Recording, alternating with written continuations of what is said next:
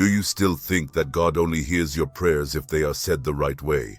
What if I told you that the most powerful prayer I've ever made was without words, devoid of energy, lying down and believing that everything was coming to an end? That night, I experienced death. My body stopped, but something greater began to happen. I saw, I heard, and I returned with a revelation that transforms everything we understand about faith, guilt, and silence. Maybe you've been praying for years and believe that God doesn't respond.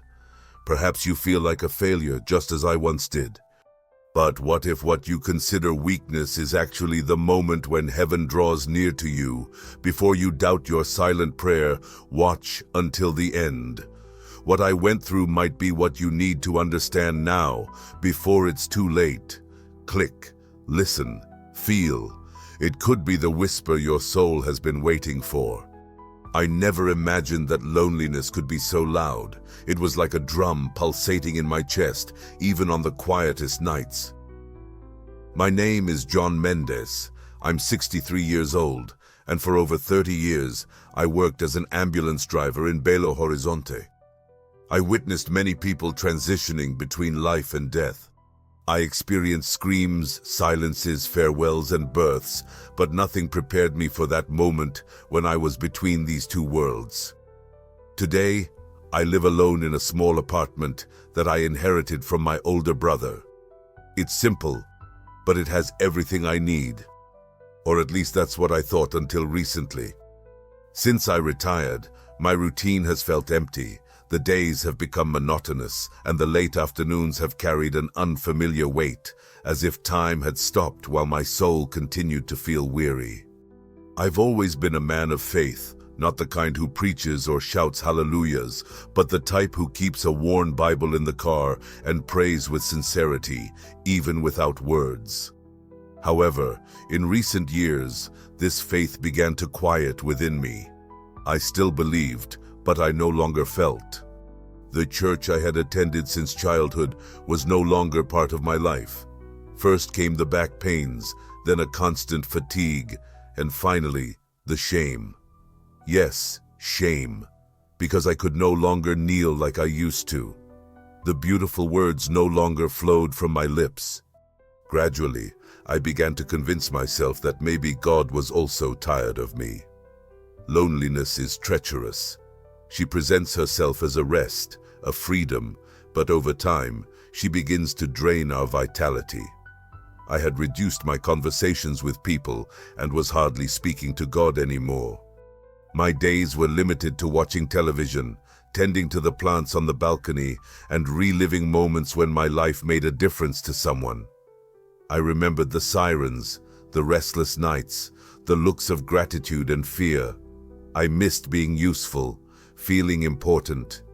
With that, my spirit withered like a forgotten flower without water. The prayer, which used to be my refuge, became a distant echo, and many nights, lying down, I only thought about God, unsure if that was still prayer. There was one night in particular that changed everything. I had spent the entire day struggling to fix a plumbing issue in the kitchen, with no success. I was exhausted, my back hurt, and I was irritated.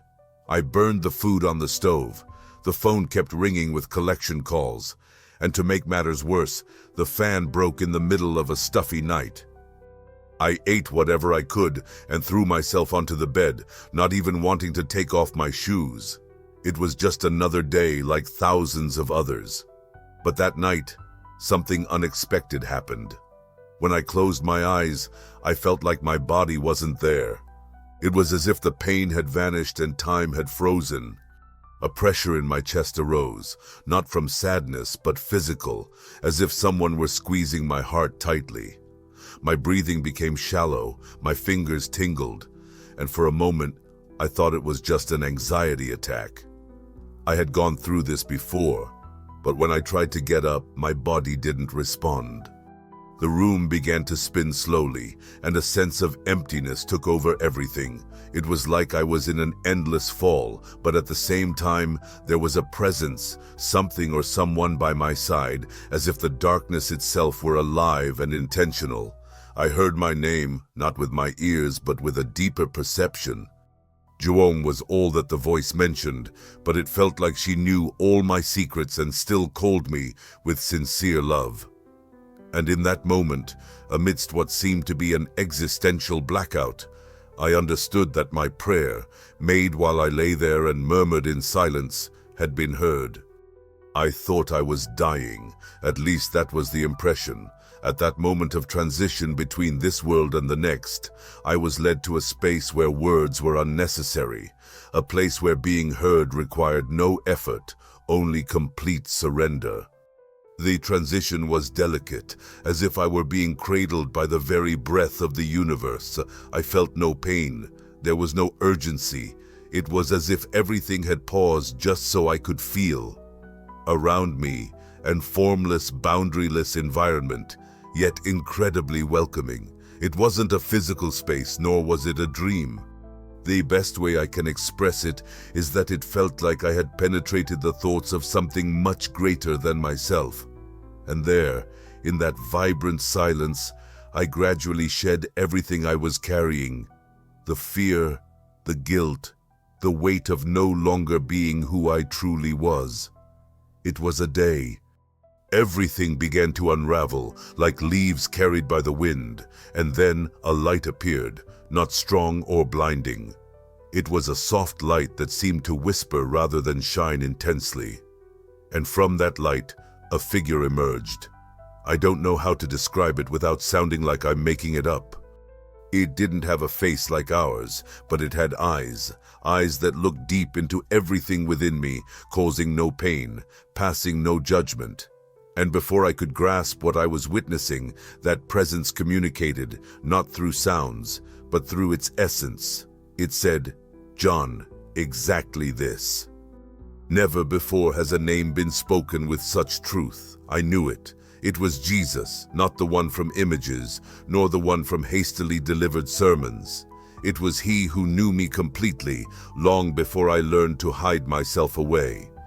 In that moment, I wanted to apologize and justify why I had stopped praying, why I began to hide even from myself. I wished to explain my silence, my exhaustion, my fear of no longer being heard. But I didn't need to articulate anything, for before any words could arise, he already knew.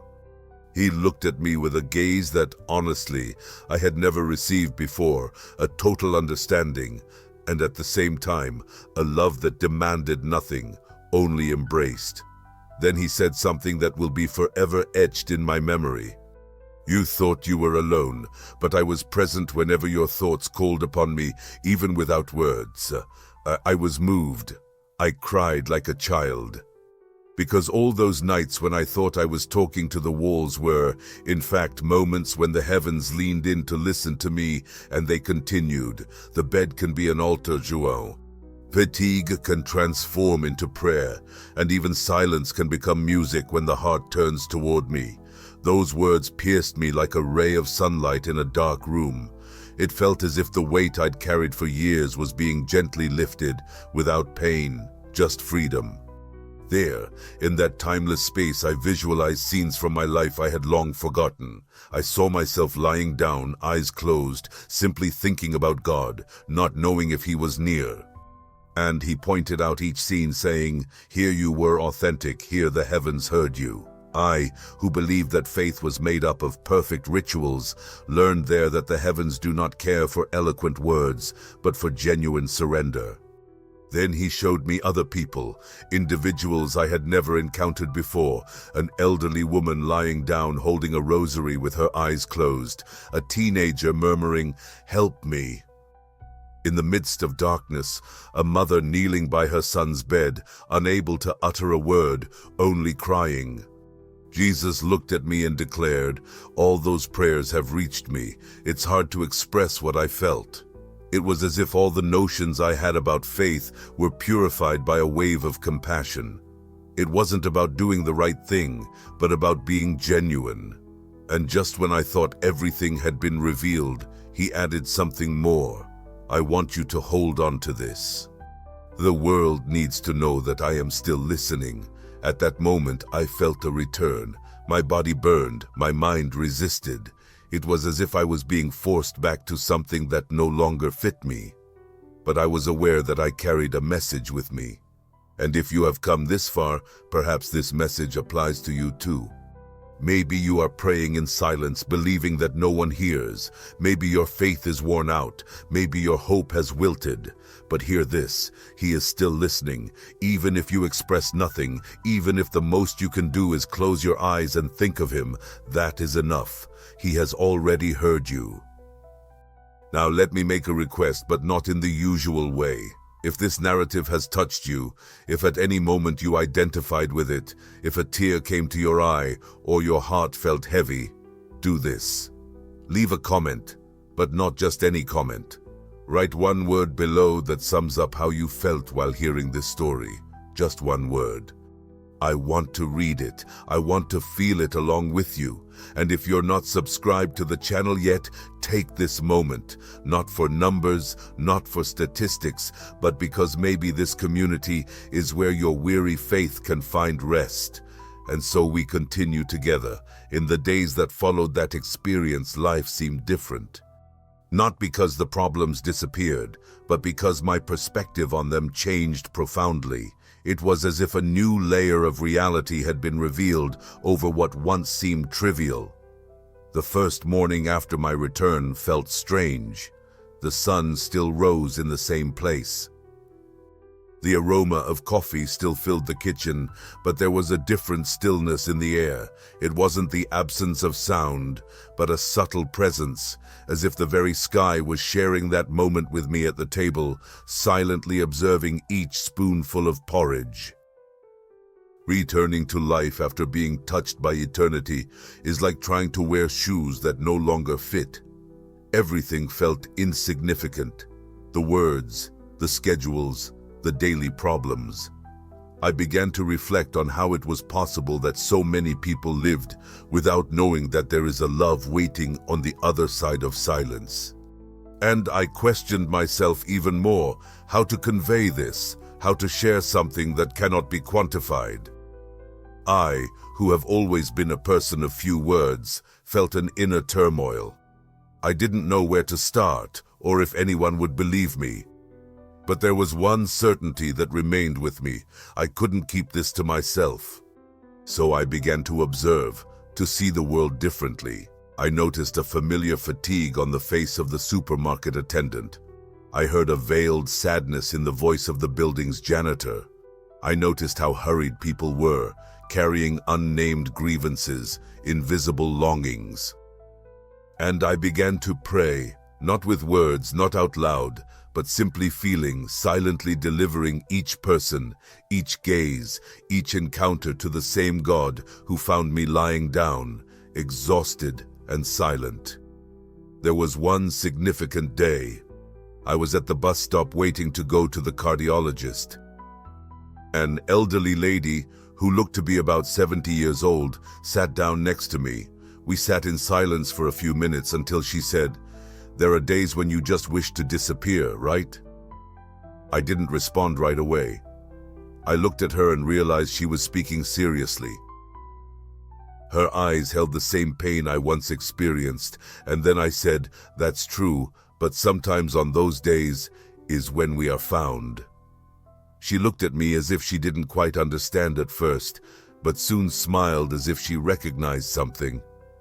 We remained silent, but it was a full silence, a sacred silence. I began to realize that the experience I lived wasn't just about me, but about the world, about all those who feel they need to show themselves perfectly to be heard. About those who are losing faith amid the exhausting routine, about those who go to bed with heavy hearts, believing that God only listens to those strong enough to kneel.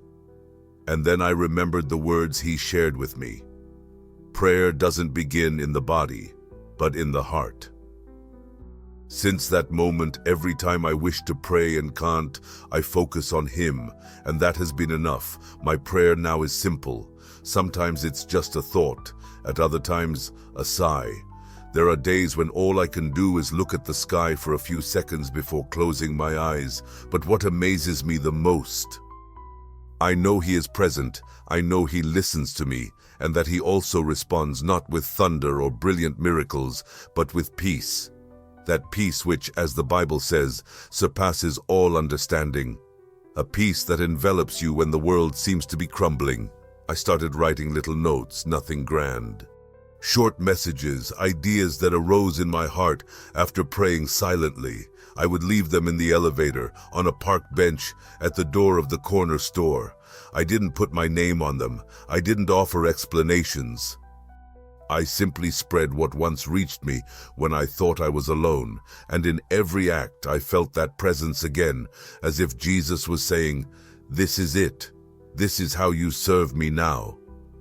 And I understood because it was never about a stage. It was never about greatness. It was about truth, about an exposed heart, even one marked by pain. And that understanding I had achieved. Heaven listens. As the days went by, I began to notice that the experience I lived left deeper marks than I had imagined. There were no visible marks, nothing that others could notice. It was something internal, as if the soul had acquired a sacred scar, a reminder that there's a love that can't be measured in decibels or performances. Life returned to its usual pace. That's a fact. The bills kept coming. The pain in my back was still there. The world continued at its frantic speed, oblivious to what was happening inside me. However, there was a new vibration in everything around me. Even silence seemed to speak a different language.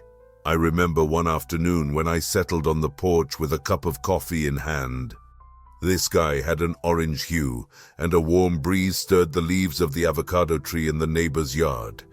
It was an ordinary scene, almost mundane, but I was flooded with such deep gratitude that tears came, not out of sadness, but out of recognition. For the first time in a long time, I realized I was exactly where I was meant to be. It wasn't about success or usefulness, but about being present. I was there, and God was there too. It was that afternoon that I realized a simple yet powerful truth. God doesn't chase after the strong.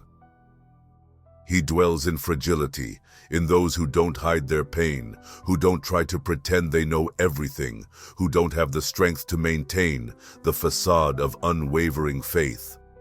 The most genuine prayer I've ever said in my life had no words, no posture, no formality. It was expressed with tearful eyes, a tight heart, and a whispered thought in the darkness, and that prayer He heard. I've seen many miracles throughout my professional journey. I've witnessed people coming back to life after cardiac arrests. I watched mothers giving birth in ambulances. I saw elderly people leaving with smiles on their lips, but none of those moments touched me as deeply as the miracle of being heard in silence.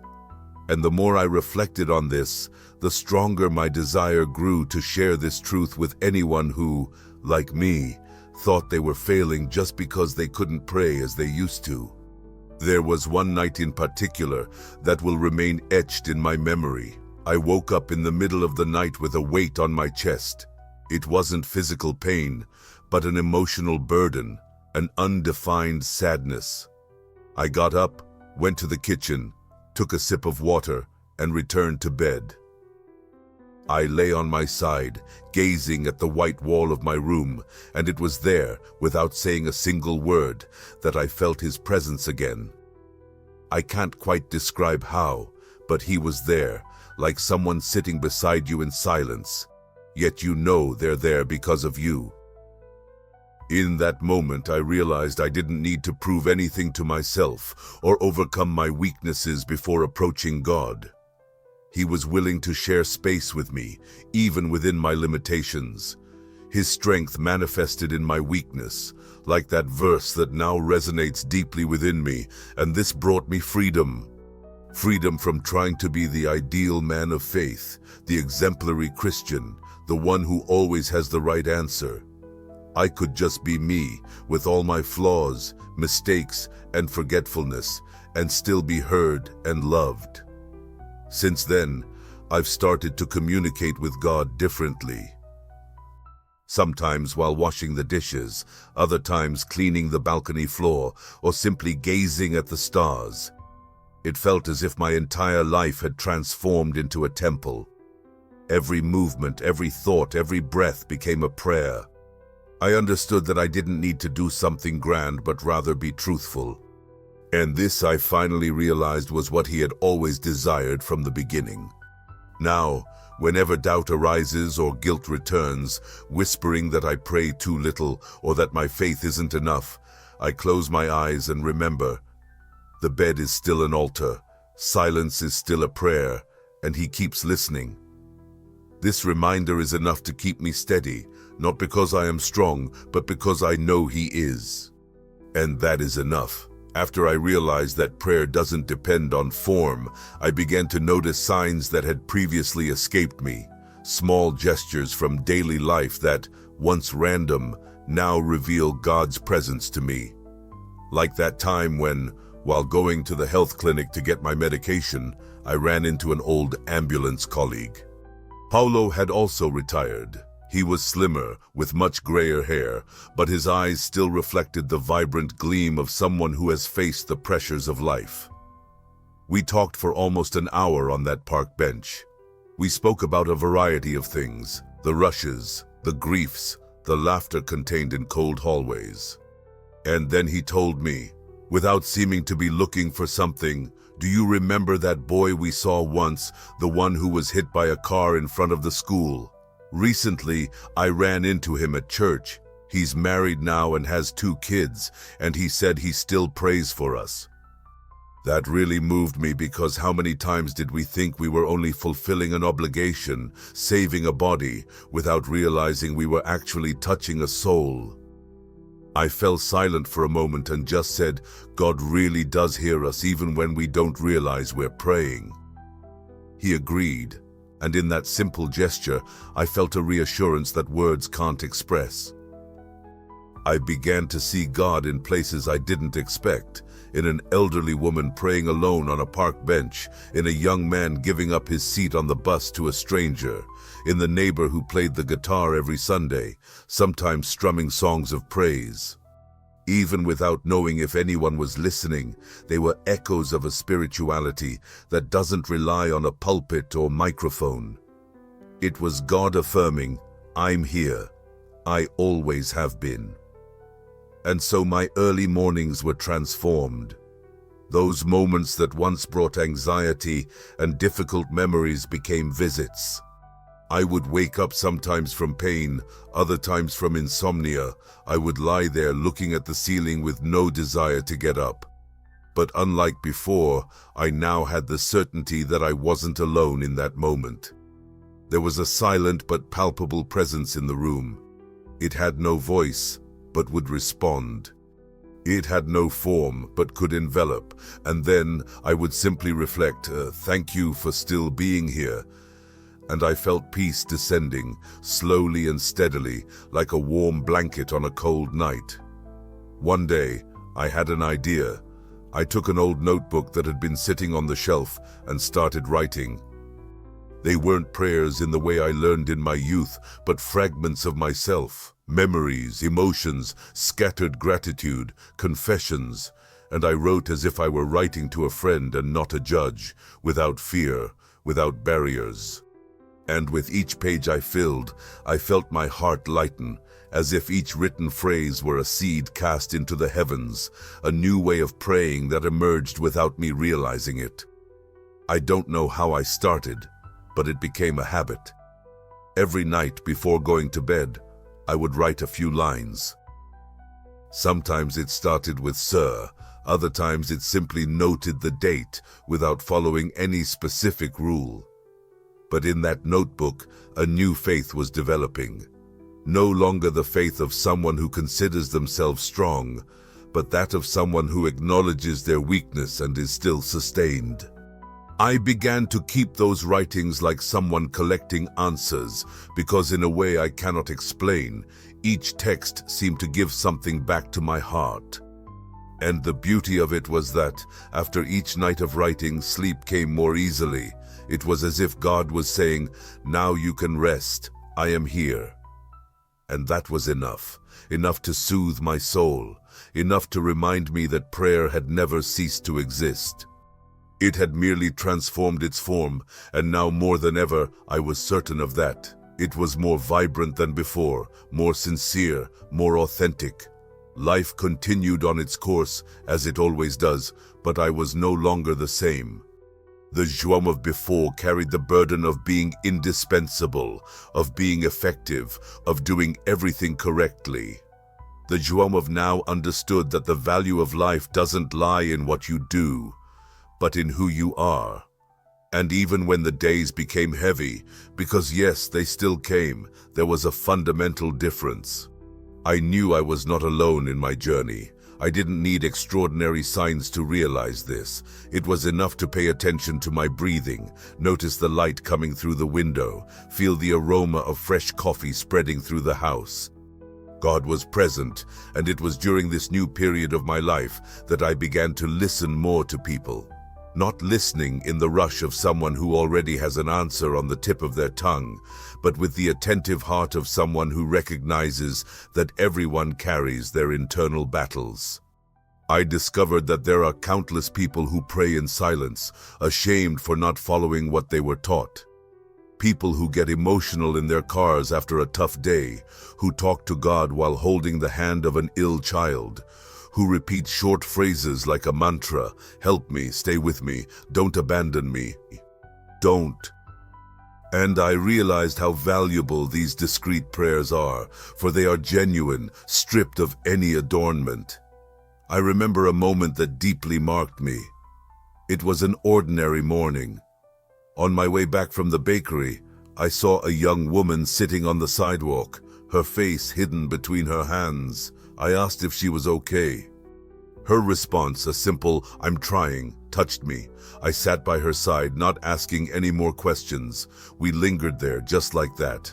After a few minutes, she confided in me. "Today, I asked God for a sign, anything, then you showed up." Those words left me speechless, as I hadn't done anything extraordinary. I didn't preach, I didn't quote verses, I didn't mention psalms, I was just present. But sometimes, being there is already a prayer. And that day, once again, I understood what Jesus had taught me through that experience. Heaven listens to what comes from the heart, not to the performance. The pages of my notebook kept piling up.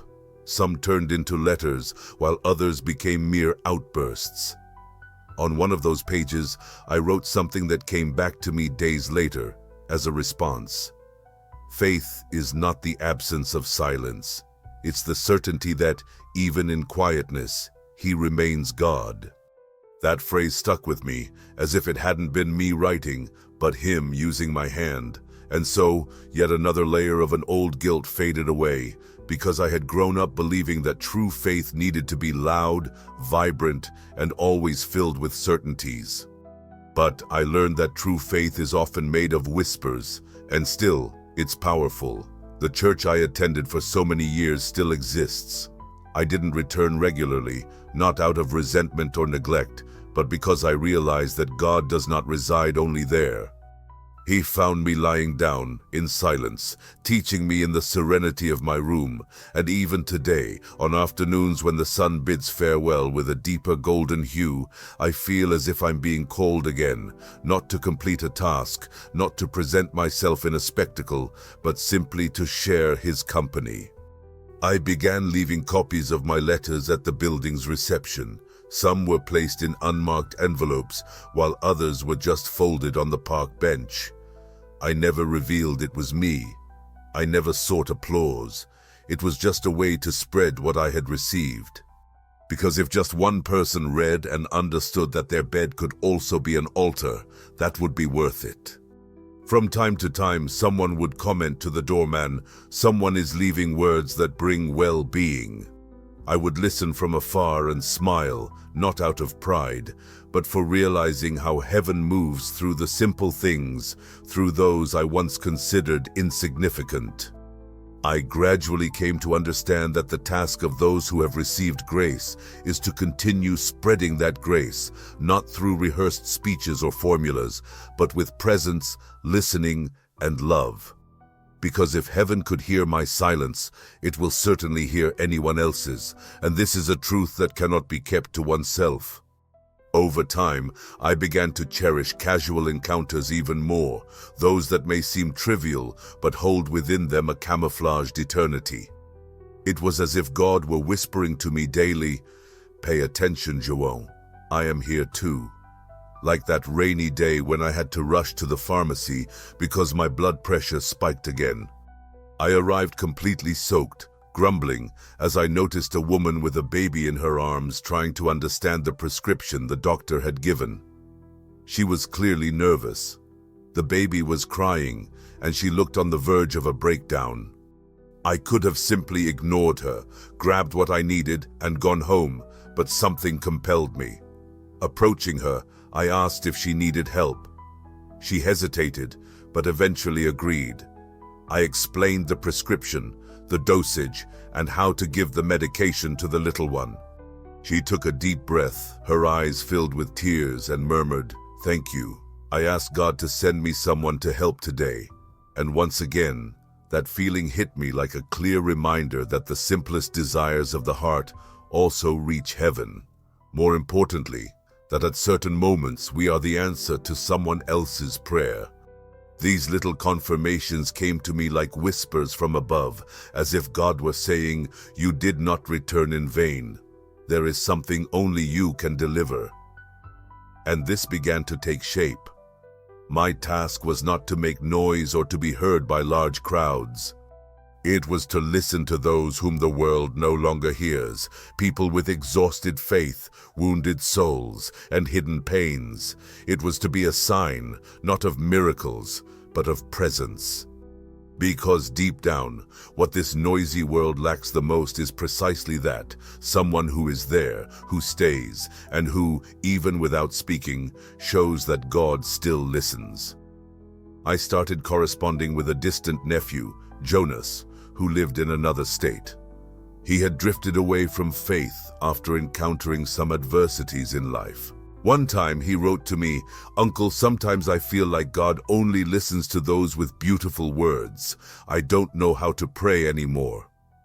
That struck me, but I understood what he meant, so I replied with something simple, straight from the heart. "Jonas, God doesn't listen to dictionaries, He listens to hearts. If you can still think of Him before closing your eyes at night, even without the strength to utter a word, then He has already heard you. And if He has heard you, He has already begun to respond." This exchange with Jonas started to grow. He began writing to me frequently. It was nothing formal, just stories of his day, random thoughts, and questions about faith. And I responded with the same simplicity. One day he told me, "Uncle, last night before I went to sleep, I was thinking, 'Jesus, stay here with me.' And I slept like I hadn't in weeks. When I read that, I cried, because there was the living proof of what Jesus taught me in that timeless place. Prayer doesn't need a stage or an audience. It only demands truth. It must spring from the soul." And so, my silent mission began to spread. A note here, a letter there, casual chats with someone in line at the supermarket. Everything carried the same essence: you are still heard, even when tired, lying down, or without words. I started to see the city in a new way, no longer as a gray, hurried place filled with problems, but as a sacred space, where every face could be a potential altar, and where every silence holds a story that heaven can transform.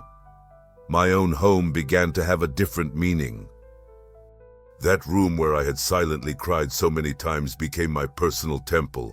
No pews needed, no hymns. Just lie down, take a deep breath, and remember, He is here. And when the difficult memories surfaced, moments when I felt abandoned, forgotten, lost, I let them go, for now I knew. I knew with a certainty that didn't come from logic, but from the Spirit. God never abandoned me. If he never left me, then I can believe he will never leave anyone. Months went by, and along with them came new pains, those that age brings without asking for permission. My legs no longer respond as they used to. The tests show numbers that force me to slow down even more, but still, my spirit feels younger. There's a strange lightness in accepting that the body weakens while the soul flourishes.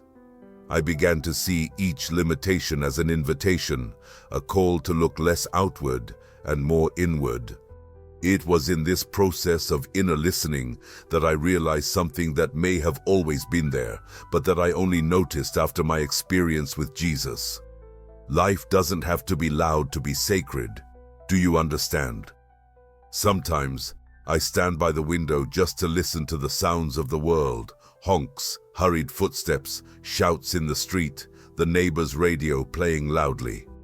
All of this reminds me of how distracted we are, chasing after something we don't even know what it is.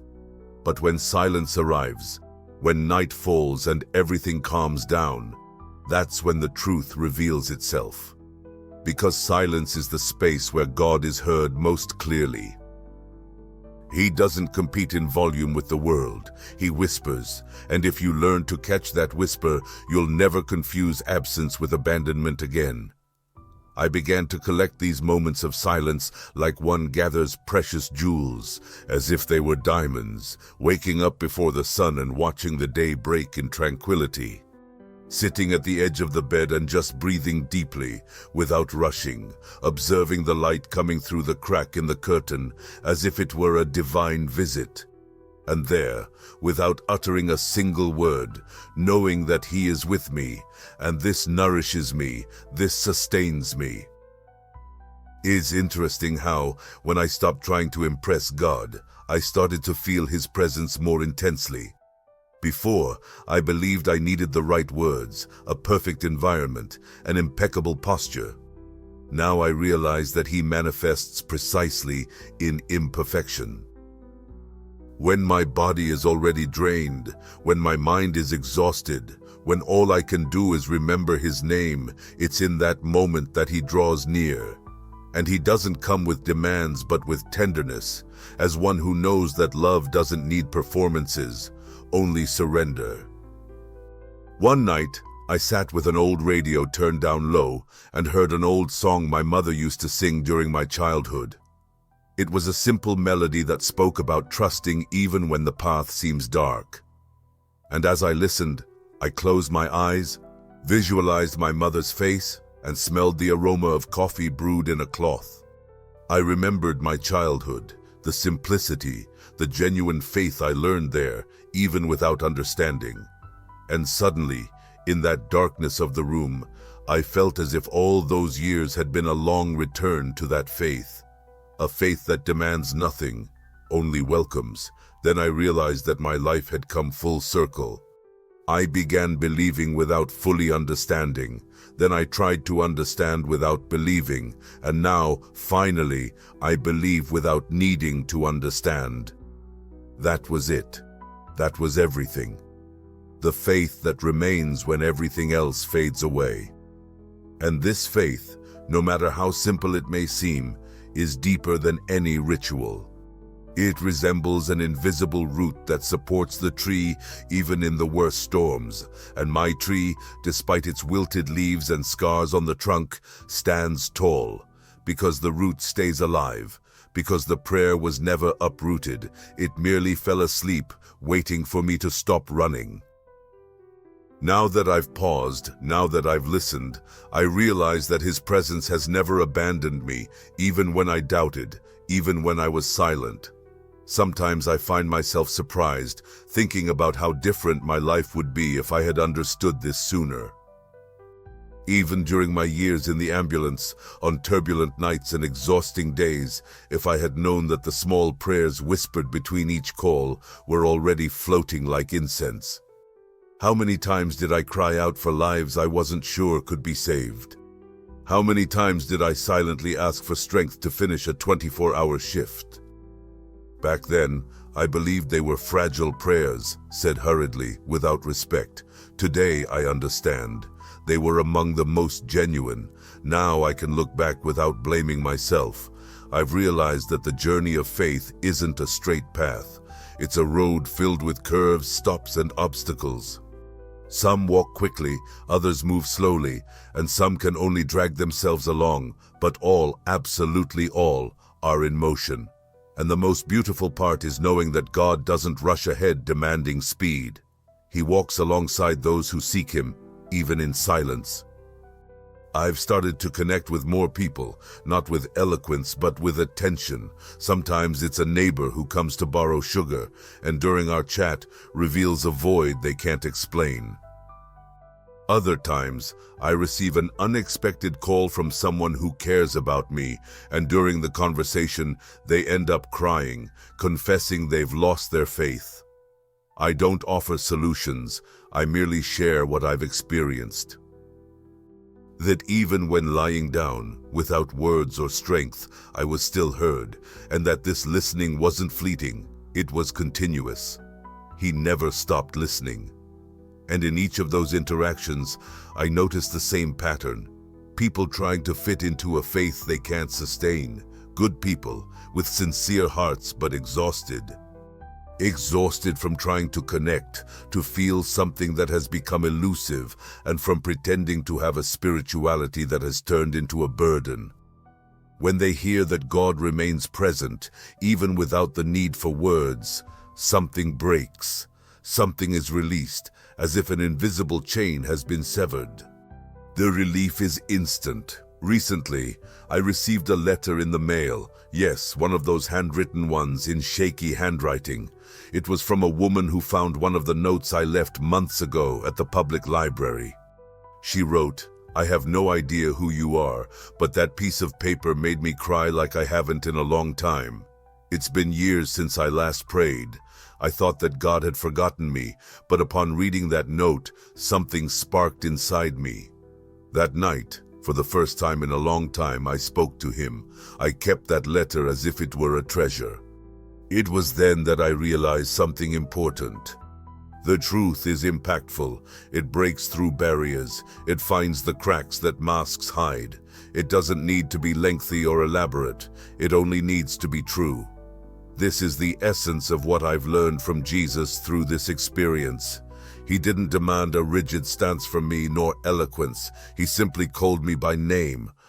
He looked at me with love, listened to me in silence, and showed that in that simple act there was more holiness than in any ritual.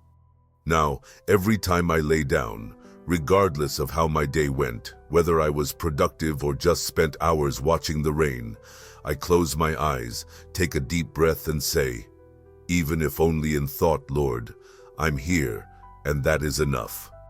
This is transformative because there is no distance between heaven and the bed of someone who surrenders sincerely.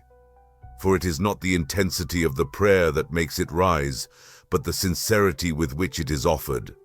Now, as I write these lines, seated in the same corner of the house where I have spent so many silent nights, I realize how everything has taken on new meaning, including the pains and fatigue. I always believed that faith is built on great achievements, but I've learned that it truly originates in the ruins, at the moment when all we have left is to trust. I've come to understand that the most fertile ground for a genuine encounter with God is the place where we can no longer maintain appearances. If there were a single message I could convey to those listening to me right now, it would be this: your fragility does not diminish your worth.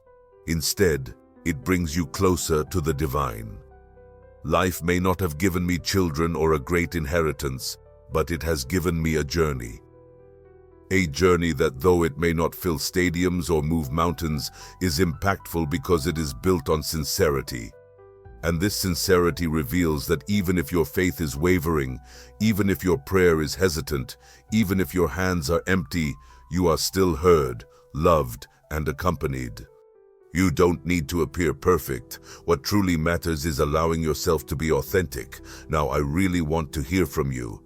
Yes, you who have followed me this far, who felt something deep in your heart, who perhaps have recalled nights when you felt alone. Share in the comments how this story resonated with you. You don't need to write a lot or be elaborate. Just express yourself as your heart guides you. Let me know if any part made sense, if any phrase seemed to speak directly to you, and if you prefer, share your own story with the community. Who knows, your words might also bear fruit in someone else's life. If you felt that this video embraced you and reminded you that God is still near, then I warmly invite you to subscribe to the channel. But pay attention, it's not just to increase numbers or for vanity, it's because here, in this space, I wish to continue sharing these stories that heal, liberate, and remind us all that faith can blossom even in the soil of weakness. And I believe you can be part of this. Subscribing is like saying, I'm on this path too. It's like holding my hand and the hands of so many others who, like us, seek to rediscover the sacred in simplicity. Join us, be a part of it. This community is made up of real people with authentic stories. And who knows, in the next video, it might be your story that touches someone lost out there. I thank you from the bottom of my heart for listening to me, for embracing me, and for walking by my side on this journey. I am not a pastor or a prophet, but I'm someone who was found in a moment of near despair. Since then, all I long for is to help others realize that the bed can become an altar, that silence can be a form of prayer, and that God is always willing to listen. If you felt that, perhaps this video has fulfilled its purpose. Now tell me, what did you learn here today?